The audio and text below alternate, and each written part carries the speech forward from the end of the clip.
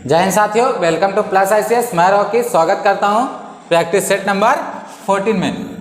इसके पहले हम लोग प्रैक्टिस सेट नंबर 1 से लेकर के 13 तक कर चुके हैं। आज हम लोग कितना करेंगे? 14, सेट नंबर 14 को करेंगे।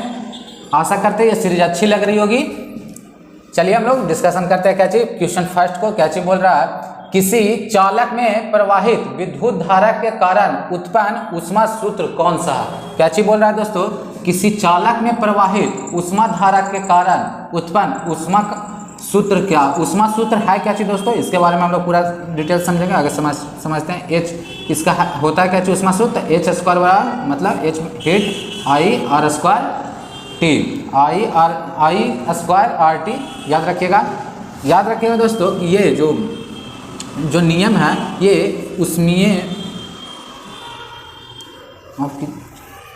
ये जूल का ऊष्मीय नियम पर आधारित है दोस्तों। जूल का ऊष्मीय नियम पर आधारित है। क्या चीज? जूल का ऊष्मीय नियम। आप लोग जानते होंगे कि जूल का ऊष्मीय नियम कितना है दोस्तों? तो 3, फर्स्ट वाला पे ही आधारित है। क्या चीज? याद रखिएगा ये क्या चीज पर आधारित है? जूल का ऊष्मीय नियम पर। हम लोग समझते हैं इसको। इसका मतलब क्या चीज होता है? जब भी कोई चालक तार में अगर हम इस पे करंट प्रवाहित करते हैं, क्या चीज? विद्युत धारा प्रवाहित करते हैं, तो तार में ही जो विद्युत तार में ही जो तार होता है उसी में ही क्या चीज? ऊष्मा समाहित हो जाता है। क्या चीज? हीट जो है वो समाहित हो जाता है, इसी में जम जाता है कुछ ऊष्मा। उसी के लिए सूत्र बना है क्या चीज? H बराबर आई स्क्वायर आर टी, जिसमें H ऊष्मा को डिनोट करता है, आई क्या चीज को? तो विद्युत धारा को डिनोट करता है। क्या चीज? विद्युत धारा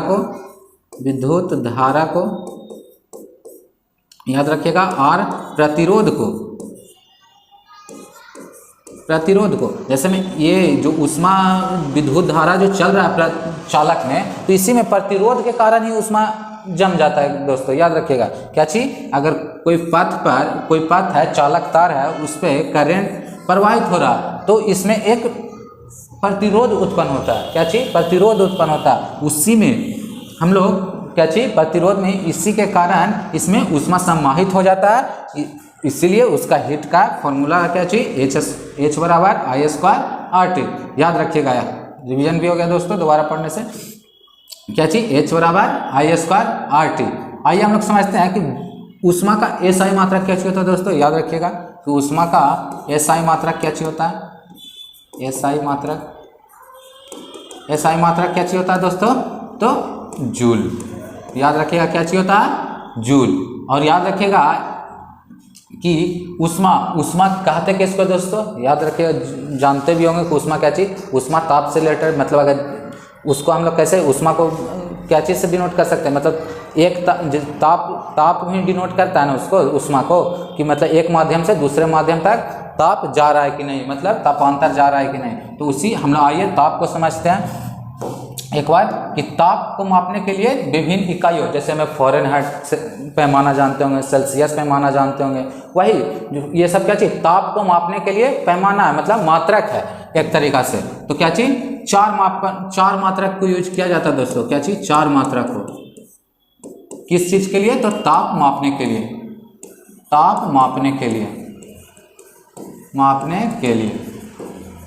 हम लोग चारों को पढ़ेंगे। फर्स्ट में क्या चीज याद रख सकते हैं दोस्तों? तो सेल्सियस पैमाना। क्या चीज?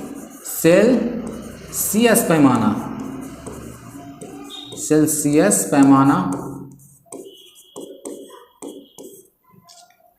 दूसरा याद कीजिएगा दोस्तों, दूसरा क्या चीज है? तो फ़ारेनहाइट। क्या चीज? फ़ारेनहाइट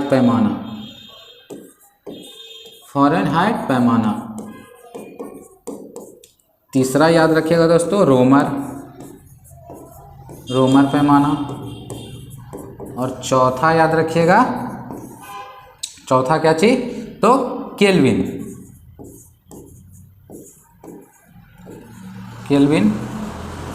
पैमाना। हम लोग इसे समझिए, सूत्र भी पढ़ेंगे। आगे हम लोग पढ़ते हैं कि सेल्सियस पैमाना का जो हिमांक बिंदु है, जो सेल्सियस पैमाना का हिमांक बिंदु है वो कितना होता है? तो हिमांक मतलब जमता कितना पे है?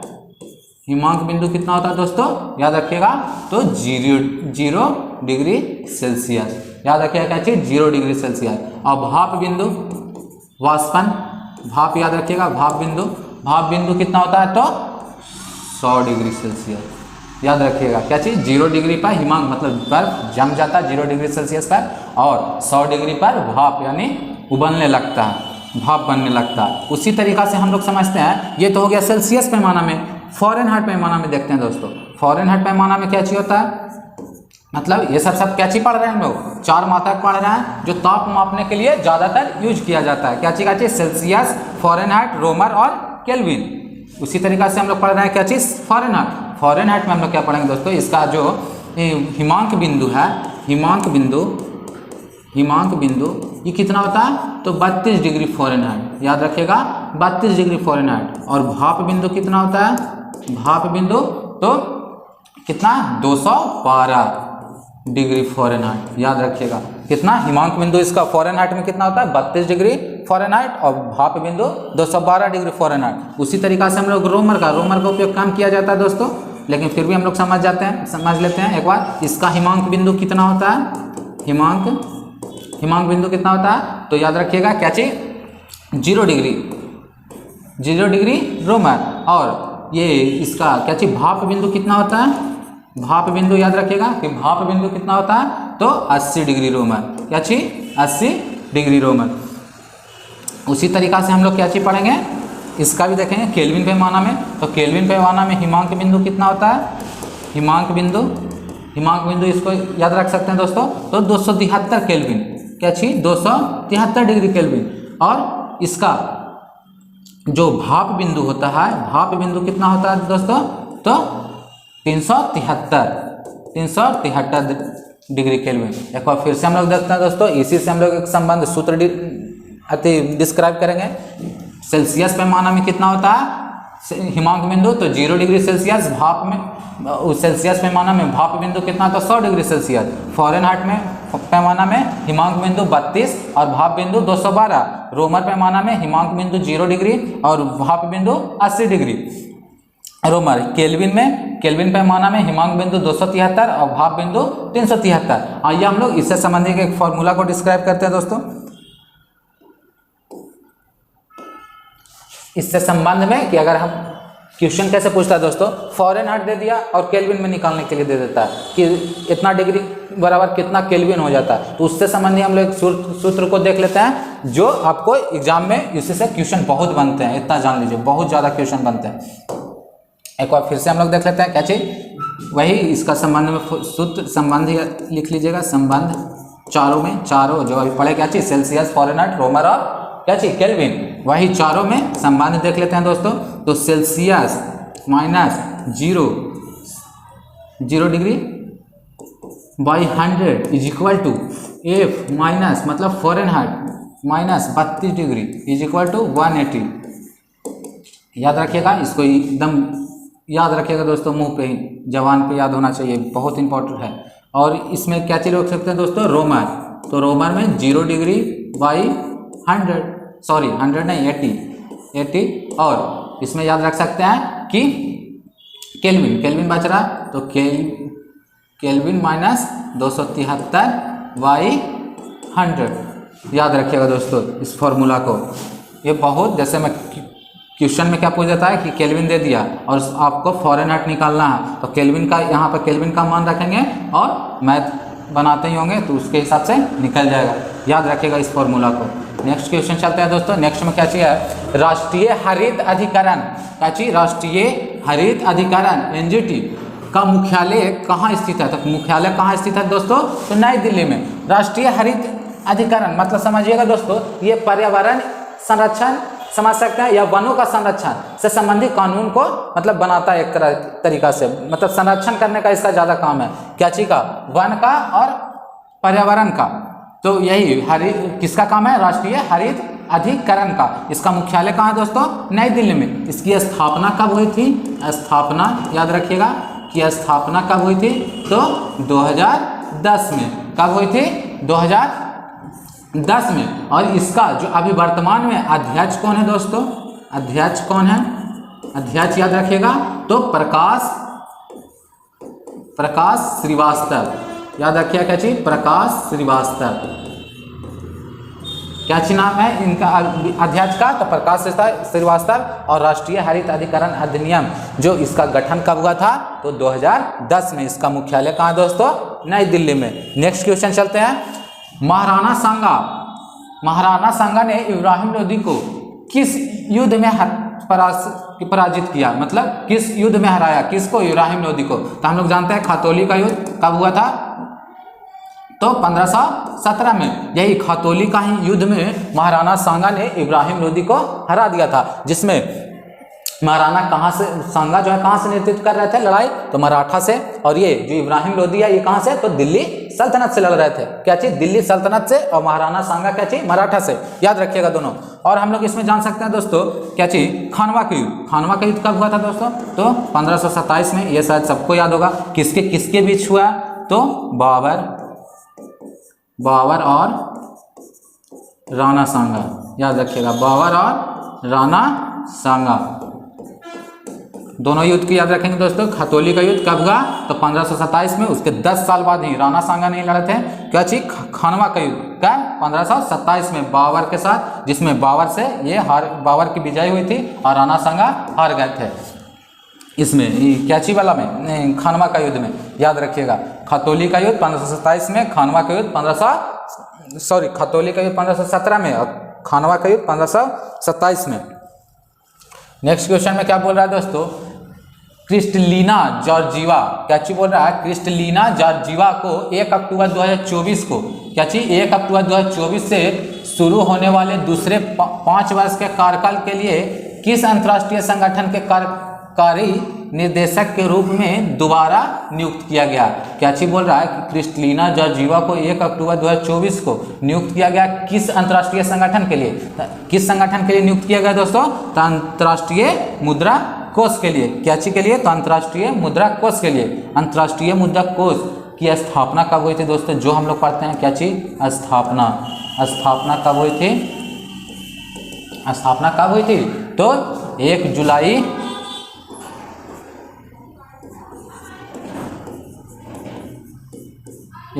1944 को। याद रखिएगा दोस्तों। और इसका जो मुख्यालय है दोस्तों, मुख्यालय कहाँ है, मुख्यालय कहाँ है, तो इसका मुख्यालय कहाँ है, वाशिंगटन डीसी में। कहाँ,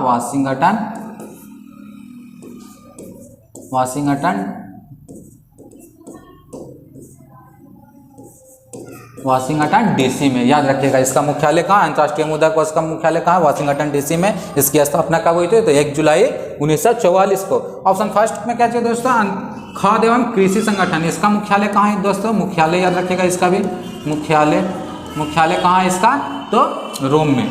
कहाँ, रोम में। खाद्य एवं कृषि संगठन का मुख्यालय कहाँ है, रोम में। विश्व स्वास्थ्य संगठन का मुख्यालय कहाँ है दोस्तों, मुख्यालय का इसका कहाँ है, तो जिनेवा में। याद रखिएगा, कहाँ, जिनेवा में। इसकी स्थापना कब हुई थी दोस्तों, तो 7 अप्रैल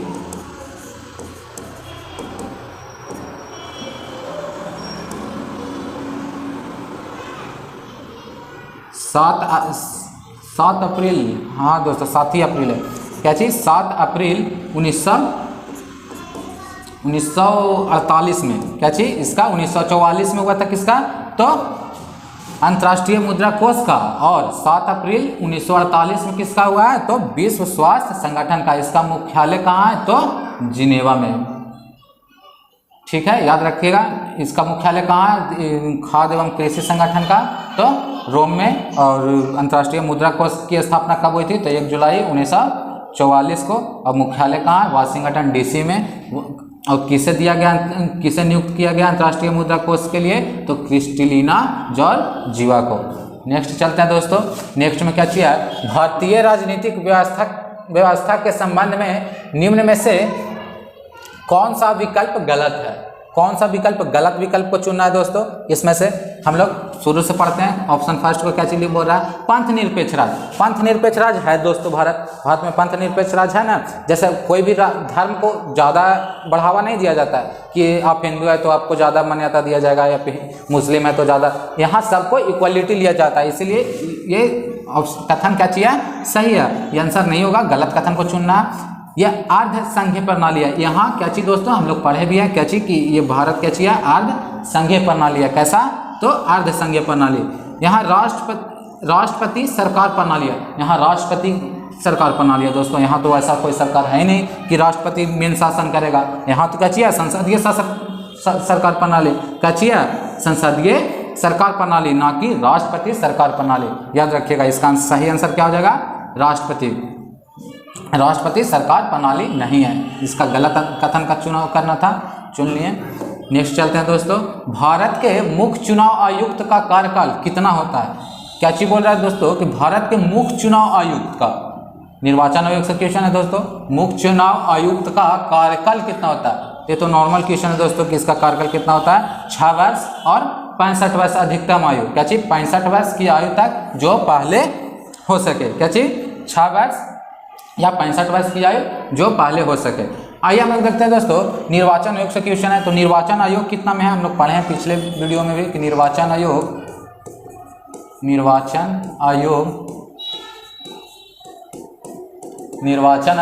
कितना आर्टिकल में है? तो आर्टिकल 324 में। याद रखिएगा। और हम लोग इसमें मुख्य चुनाव आयुक्त है। मुख्य चुनाव आयुक्त को नियुक्त कौन करता है दोस्तों? इसकी नियुक्ति कौन करता है? तो राष्ट्रपति। याद रखिएगा, इसकी नियुक्ति कौन करता है? तो राष्ट्रपति। याद रखिएगा दोस्तों, इसका कार्यकाल कितना होता है? 6 वर्ष और 65 वर्ष अधिकतम आयु मतलब। और इसका लेकिन इसका नियुक्ति कौन करता है? राष्ट्रपति। इसका निर्वाचन नहीं होता, इसका नियुक्ति होता है। कौन करता है? राष्ट्रपति। और एक प्रावधान याद रखिएगा मुख्य चुनाव आयुक्त से, इसको हटाने के लिए क्या प्रावधान है? अगर इसको कोई हटाना चाहता है तो इसे कब हटाया जा सकता है दोस्तों? तो कदाचार के मामला पर। क्या चीज? जब ये कदाचार करे। कदाचार मतलब क्या चीज होता है? गलत काम करे। कदाचार के मामला पर, कदाचार के मामला पर। और ये इस कदाचार करे तो भी इसको पास करवाना पड़ता है संसद में, दोनों सदन में, लोकसभा और राज्यसभा में। क्या चीज? संसद के दोनों सदन में, दोनों सदनों में कितना बहुमत से? बहुमत पूछता है क्वेश्चन में। कितना बहुमत से? 2/3 बहुमत से पास करवाना पड़ता है। क्या चीज? 2/3 बहुमत से पास करवाना पड़ता है कदाचार के मामले पर। इसको हटाने के लिए, मुख्य चुनाव आयुक्त को हटाना चाहते हैं तो इसको नियुक्त कौन करता है? राष्ट्रपति। इसका निर्वाचन आयोग के अंडर में आता है। तो निर्वाचन आयोग कितना आर्टिकल में है? तो 324 में। इसका कार्यकाल कितना होता है? 6 वर्ष और अधिकतम 65 वर्ष। याद रखिएगा। निम्नलिखित में से किस वर्ष सलवाई की संधि हुई? सलवाई की संधि दोस्तों हम लोग आगे देख लेते हैं कि सलवाई की संधि आगे पढ़ लेते हैं। क्या चीज? किस वर्ष हुई? तो 1982 में। किस वर्ष हुई सलवाई की संधि? तो 1782 में। याद रखिएगा कब? 1782 में। ये हुआ था किसके बीच दोस्तों? ये पढ़ेंगे। और सलवाई की संधि किसके किस बीच हुआ था? तो हम लोग इसको देखते हैं कि किसके बीच हुआ। तो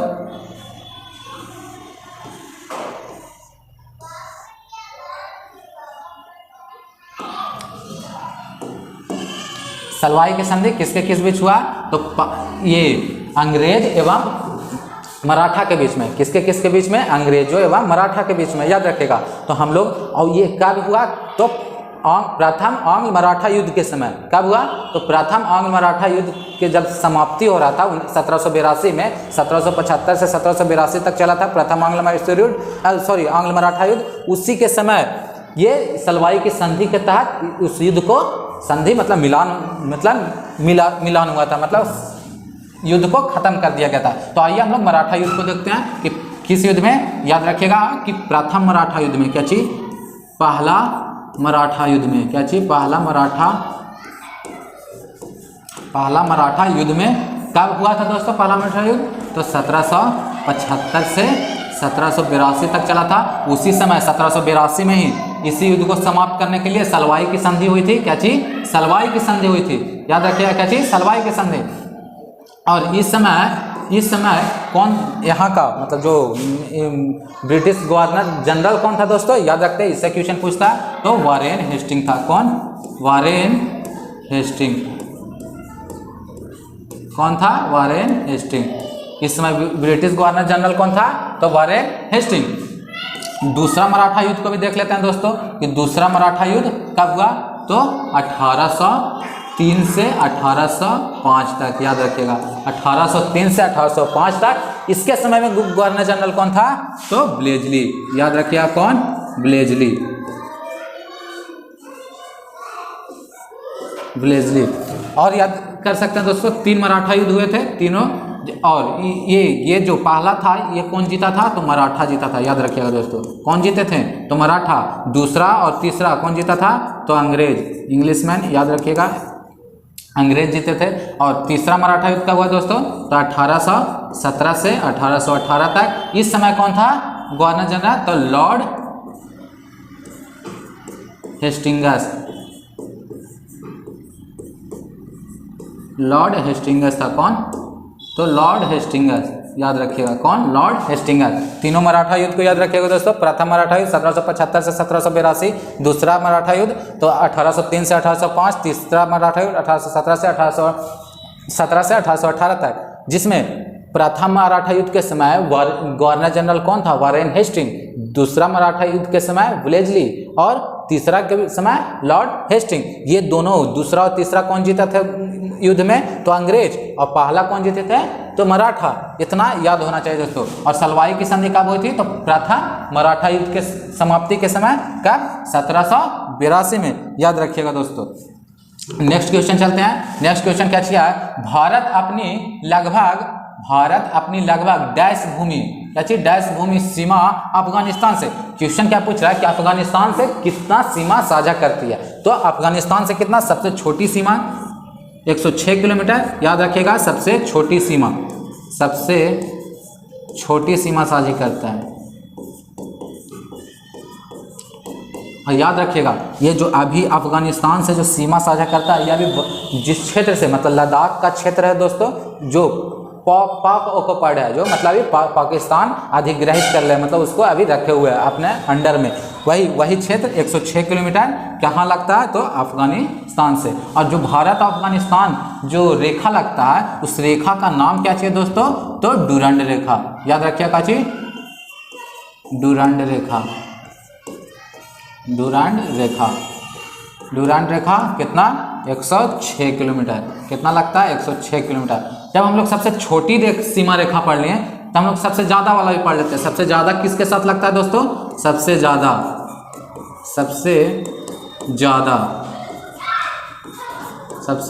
किसके साथ लगता है? तो बांग्लादेश के साथ। क्या चीज?